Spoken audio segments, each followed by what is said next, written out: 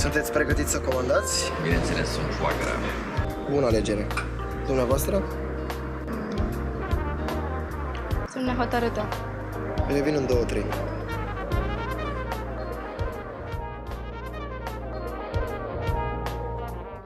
Nu ești cu ea, prietena ta, îmi dă mesaje, spune că vrea.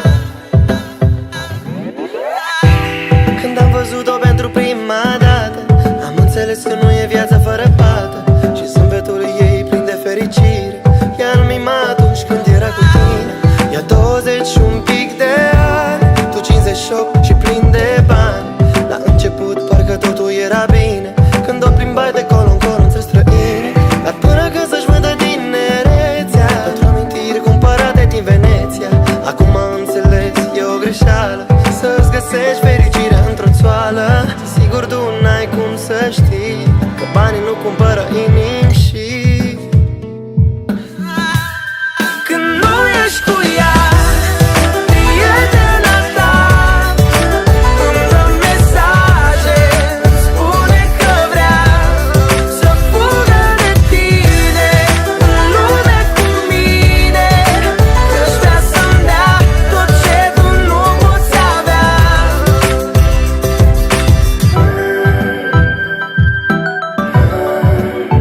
Famous Productions. Iubirea n-are vârstă, e adevărat, dar știi că ai cu tine că ești putră de bogat. La prima întâlnire, în loc să-i dai o floare, i-ai pus pe deget în piatra cea mai mare. Ce semeni tu, asta culegi. Hai să vedem acum cu ce o să te alegi. Când ea ar da toată averea ta, doar ca să vadă cum se simte dragostea. Nu știu care-i mai frustrat, tu cumperi tot, dar n-ai nimic cu adevărat. Eu pentru tine poate sunt sărac, dar pentru ea am sufletul bogat. Sigur tu n-ai cum să știi că banii nu cumpără inimi și când nu ești cu ea, prietena ta îmi dă mesaje, spune că vrea să fugă de tine în lume cu mine, că-și vrea să-mi dea tot ce tu nu poți avea. Băi, tu stai în casa mea pe banii mei, mă? Băi, tu stai pe banii mei, mă? Tu stai pe banii mei, mă? Că nu, acum, mă? Băi, dragoste, mă? Băi, dragoste, mă? Băi! Dă-l în casa cu tine, mă.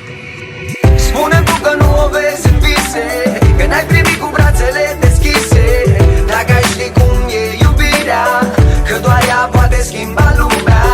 Se duc anii tăi și tinerețea, tu nu-ți vinde frumusețea. Fericirea n-o poți cumpăra, ascultă ce îți spune inima.